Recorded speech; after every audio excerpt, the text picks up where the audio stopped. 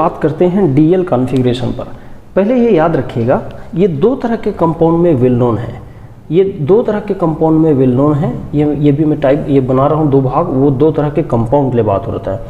पहला हम बात करते हैं फॉर कार्बोहाइड्रेट। कार्बोहाइड्रेट के लिए भी ये नाम बहुत कॉमन है और यूज़ किया जाता है। और दूसरा जो बात कर रहा हूँ वो है for amino acid. Amino acid के लिए भी ये यूज़ किया जाता है। ठीक, फॉर कार्बोहाइड्रेट और फॉर अमीनो एसिड। कार्बोहाइड्रेट में जो स्टैंडर्ड कंपाउंड, क्योंकि रिलेटिव नाम है तो रिलेटिव मतलब किसी के रेस्पेक्ट में, तो जो यहाँ पर स्टैंडर्ड कंपाउंड चुना जाता है उस कंपाउंड का नाम देखेगा। तो स्टैंडर्ड कंपाउंड यहाँ जो लेते हैं या रेफरेंस कंपाउंड जो लेते हैं, यहाँ कि रेफरेंस कंपाउंड जिसके बेस पर हम बाकी का डिसाइड करेंगे, तो रेफरेंस कंपाउंड यहाँ होता है, उसको देखिए ग्लिसरल्डिहाइड। हम ग्लिसरल्डिहाइड को एक रेफरेंस कंपाउंड की तरह लेते हैं, ग्लिसरल्डिहाइड। समझिएगा, छोटे छोटे बनाऊंगा ताकि सभी कवर हो जाए। और यहाँ पर जो रेफरेंस कंपाउंड होता है इस साइड, रेफरेंस कंपाउंड ये जो होता है वो amino acid 20 amino acid natural amino acid होते हैं। उनमें से एलानिन नाम का जो अमीनो एसिड है, एलानिन, ये कायरल अमीनो एसिड होता है, तो इसको लिया जाता है। यहाँ पर ग्लिसरल्डिहाइड और यहाँ पर एलानिन। ग्लिसरल्डिहाइड क्या होता है, वो फॉर्मूला ग्लिसरल्डिहाइड का CHO CHOH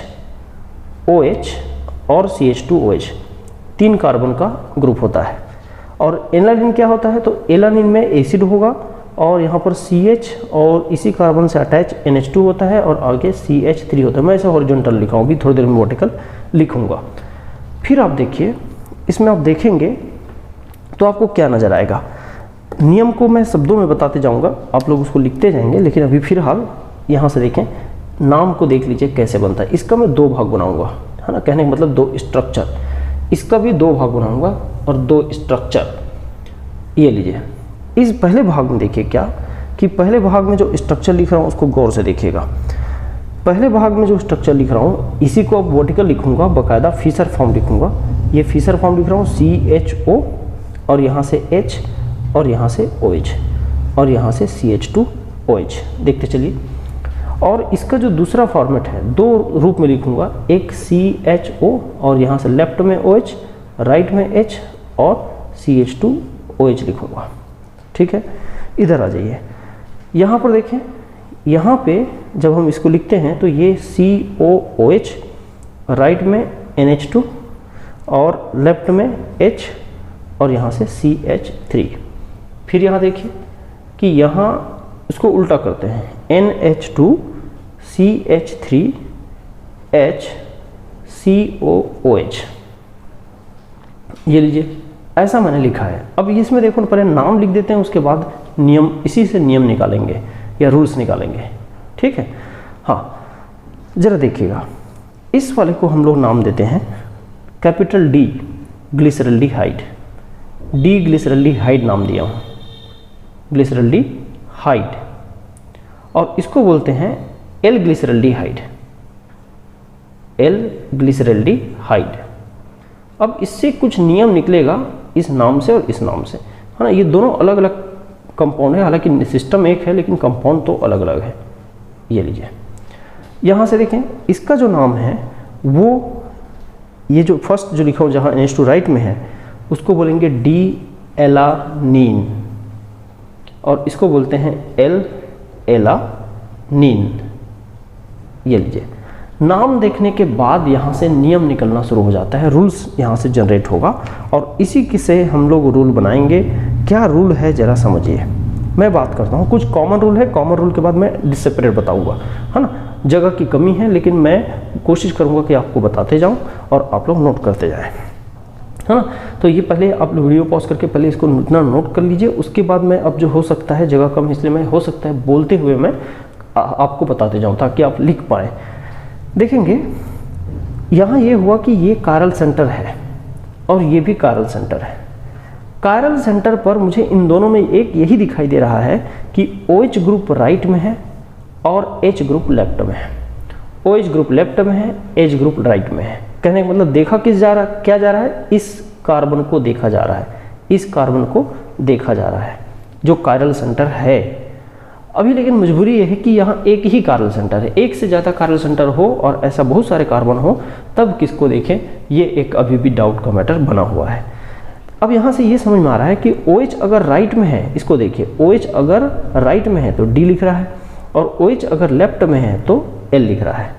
ठीक है, OH अगर राइट में है तो D लिख रहा है। देख अब आप बोलेंगे OH के हिसाब से क्यों बोले, आप H के हिसाब से बोल सकते, बिल्कुल बोल सकते थे, लेकिन किसी न किसी एक को तो पकड़ना पड़ेगा ना, तो इसलिए मैं बोल रहा हूँ OH राइट में है तो D और OH लेफ्ट में तो L। आप OH को फोकस कर लीजिए क्योंकि H बहुत कॉमन है, कहीं भी हो सकता है, मैं OH पे फोकस कर रहा हूँ। यहाँ देखिए NH2 ग्रुप पे फोकस करिए, NH2 ग्रुप राइट में तो D और NH2 ग्रुप लेफ्ट में तो L, और ये कार्बन सेंटर है, ये लीजिए। कार्बन सेंटर में अगर इस पूरे चैन का नंबरिंग अगर करूं तो चैन का नंबरिंग करूं तो मुझे ऊपर से नीचे नंबरिंग करना पड़ेगा, मतलब इस कार्बन फंक्शनल ग्रुप को 1 नंबर देना पड़ेगा, ये 2 नंबर और ये 3, बिल्कुल वैसे 1 2 3, बिल्कुल वैसे 1 2 3, यहाँ 1 2 और 3।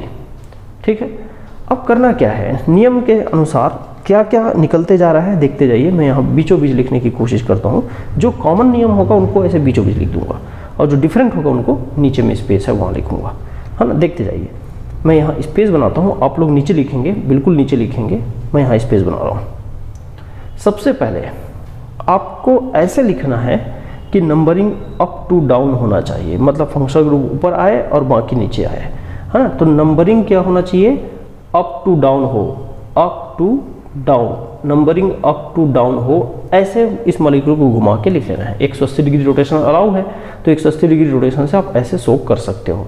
नंबरिंग हमने अप टू डाउन किया, ये पहला स्टेप है। नंबरिंग अप टू डाउन करने के बाद आपको देखना है कि इस केस में हाईएस्ट नंबर कार्बन सेंटर को और इस केस में लोएस्ट नंबर कार्बन सेंटर को, है ना। Eight highest numbered chiral center in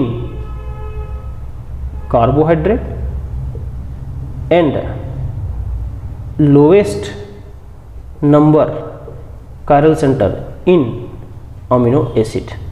अब इस पे फोकस करेंगे, ठीक है भाई।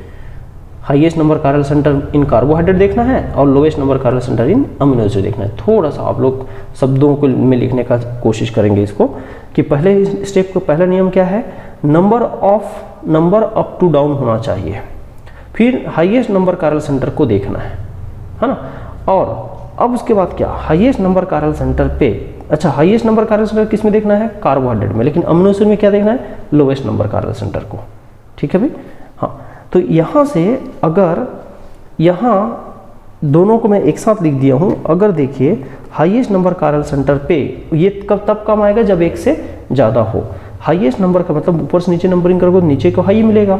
तो हाईएस्ट नंबर कार्बन सेंटर में जब पहुँचोगे तो क्या होगा कि अगर OH, अच्छा एक और चीज़ है, इस कार्बन सेंटर पर पहले क्या करना पड़ेगा कि देखना पड़ेगा कि HOH है ना कार्बोहाइड्रेट में, और NH2 ये दोनों should be on horizontal, should be on horizontal पे होना चाहिए। कहने का मतलब क्या हुआ, तीसरा पॉइंट, पहले नंबरिंग अप टू डाउन होना चाहिए, दूसरा हाईएस्ट नंबर कार्बन सेंटर देखना है कार्बोहाइड्रेट में, लोएस्ट नंबर कार्बन सेंटर देखना है अमीनो एसिड में, और इस कार्बन सेंटर पर एट दिस पॉइंट, है ना, इसमें ऐड कर लेना, at this point HOH carbohydrate में हॉरिजॉन्टल होना चाहिए, इसे वर्टिकल होना चाहिए।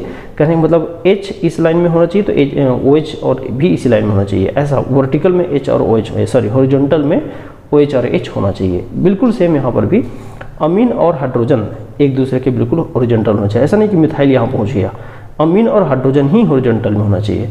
दिमाग में आता है कि ऐसा ना हो तो क्या करें, अभी थोड़ा देर बाद आएंगे उस पर। अब हो गया मान लो ये हॉरिजॉन्टल पे, तो क्या होगा नियम ऑफ, इफ OH राइट है, राइट साइड है तो D फॉर्म, और अगर लेफ्ट साइड है तो L फॉर्म, कन्फर्म। यहाँ पर भी वैसे ही, इफ अगर NH2 राइट साइड है तो D फॉर्म, और अगर लेफ्ट साइड है तो L फॉर्म। दोनों नियम में एक ही अंतर है, जैसे यहाँ देखो राइट साइड तो D, लेफ्ट साइड तो L, यहाँ राइट साइड तो D, लेफ्ट साइड तो L। दोनों रूल्स में एक ही, दोनों टाइप के सिस्टम में एक ही अंतर है, क्या कि पहला अंतर ये कि समझेंगे बात को, पहला अंतर ये कि एक कार्बोहाइड्रेट और अमीनो एसिड की बात कर रहा हूँ, यहाँ हाईएस्ट नंबर कार्बन सेंटर देखना होता है, यहाँ पर lowest number carbon centre. Lowest number इसलिए बोलते हैं क्योंकि most of amino acid alpha amino acid होता है, अल्फा अमीनो एसिड, और अल्फा अमीनो एसिड में लोएस्ट ही आएगा, पहले इसके जस्ट बाद पहला कार्बन अल्फा कहलाएगा, तो अल्फा अमीनो एसिड ही मुख्य होता है, इसलिए अल्फा अमीनो एसिड में ही देखा जाता है। अच्छा, दूसरा देखें, दूसरा ये है कि यहाँ OH की जगह NH2 ग्रुप है इस वाले में अमीनो एसिड में, बाकी और कोई अंतर नहीं है। देखिए 2 एग्जाम्पल मैंने लिखा है यहाँ पर, उनमें हम कोशिश करते हैं ये जो असाइनमेंट है उसको दिखाने का। मैं अलग कलर का पेन यूज़ करूँगा ताकि ये आपको साफ साफ दिखाई पड़े। देखेंगे, सबसे पहले इसमें चलते हैं फर्स्ट एग्जांपल में, नंबरिंग करते हैं। नंबरिंग आप जानते हो फंक्शनल ग्रुप से, अगर एल्डिहाइड फंक्शनल ग्रुप है तो हम इससे शुरू करते हैं 1 2 3 4 5 और 6, 1 2 3 4 5 6 इस तरह से। और फिर देखते हैं कि ये भी कारल सेंटर है, ये भी कारल सेंटर है, और ये भी कारल सेंटर है, ये भी कारल सेंटर है, और ये कारल सेंटर नहीं है, ये कारल सेंटर नहीं है। तो आप देखिए कि हाईएस्ट नंबर कारल सेंटर ये है, इनको मैं घेर देता हूँ, और हाईएस्ट नंबर कारल सेंटर में क्या होना चाहिए, H और OH हॉरिजॉन्टल में होना चाहिए जो है, और फिर इसी हाईएस्ट कारल सेंटर में मुझे दिखाई दे रहा है OH राइट में, इसका मतलब ये D है। अब वो नाम देगा तो मैं D, ग्लूकोज होगा तो ग्लूकोज बोलूँगा, फ्रक्टोज होगा तो फ्रक्टोज बोलूँगा। अभी फिलहाल ये ग्लूकोज है, ये मुझे पता है ना, ग्लूकोज है नहीं है ये भी इंपॉर्टेंट नहीं है, अभी बस D आ रहा है कि L आ रहा है ये इंपॉर्टेंट है। ठीक, अभी यहाँ पर आइए दूसरे में, अगेन 1 2 3 4 5 और इधर चल सकते हैं 6 6, और कारल सेंटर ये भी है 1, ये 2 और ये 3 और ये 4, 4 कारल सेंटर है। हाईएस्ट नंबर कारल सेंटर यही है, लेकिन अब यहाँ देखिए OH तो लेफ्ट में है हॉरिजॉन्टल में, H नहीं है। तो ऐसे क्वेश्चन को सॉल्व करने के लिए क्या बोला था कि आपको हॉरिजॉन्टल में लाना पड़ेगा इस सेंटर पे। तो मैं इधर के इतने बड़े ग्रुप को देखो, इस कारल सेंटर पे 4 ग्रुप है, ये पूरा ग्रुप एक है, दूसरा ये है, तीसरा ये है, चौथा ये है। तो इस बड़े ग्रुप को तो घुमाना उचित नहीं होगा, इन 3 ग्रुप को इंटरचेंज कर सकते हैं। और याद रखिए इवन नंबर इंटरचेंज बोला जा रहा है, इवन, ये सीखें पीछे, मुझे लाना है OH को हॉरिजॉन्टल में, इवन कराना है, इवन मतलब सम संख्या में, मतलब 2 बार। तो देखो कोशिश करता हूँ, OH तो अपनी जगह ठीक है, इसको ना ऊपर लाने, हॉरिजॉन्टल लाने की जरूरत नहीं, पहले इसको ले आते हैं, एक H और CH2OH। लेकिन अभी गलत क्या हुआ, गलत ये हुआ कि ये केवल एक ही बार कराया हूँ, मुझे 2 बार कम से कम कराना चाहिए। तो मेरा टारगेट तो H को ऊपर लाना था, लेकिन करा तो दिया, पर आपने एक बार करा दिया। एक बार कराने से कारल सेंटर में इनहिबिशन आ जाता है। तो इसको इफेक्ट आइडेंटिकल कॉन्फ़िगरेशन लाने के लिए क्या करूँ, एक बार और कराना पड़ेगा, ज़बरदस्ती ही सही लेकिन कराना पड़ेगा। तो मेरा उद्देश्य खराब मत हो जाए, इसलिए मैं क्या करता हूँ, इसको यहाँ ले आता हूँ H को, और OH को इधर ले आता हूँ, हो गया दूसरी बार। तो अब ये वाला जो फॉर्मेट है ये पूरा हूबहू आइडेंटिकल होगा। अब ऊपर का सेम रहेगा, उसको नहीं कर रहा हूँ। अब आप देख सकते हो इस 5वें नंबर के कारल सेंटर पे OH आ गया राइट में, इसका मतलब ये भी क्या है, D है। आया समझ में, क्लियर हुआ होगा। क्या किया भाई, यहाँ पर HOH हॉरिजॉन्टल नहीं था, हॉरिजॉन्टल लाने के लिए इस सेंटर पर, इसी सेंटर पर 2 बार इंटरचेंज करेंगे, एक बार यहाँ और एक बार, देखो एक बार यहाँ किया और एक बार इन दोनों को किया, मतलब एक H को यहाँ लाके H यहाँ OH यहाँ कर दिए, तो ऐसा दिखा। ये 2 बार डायरेक्ट किया हुआ स्ट्रक्चर है। उसके बाद आराम से नाम कर लो,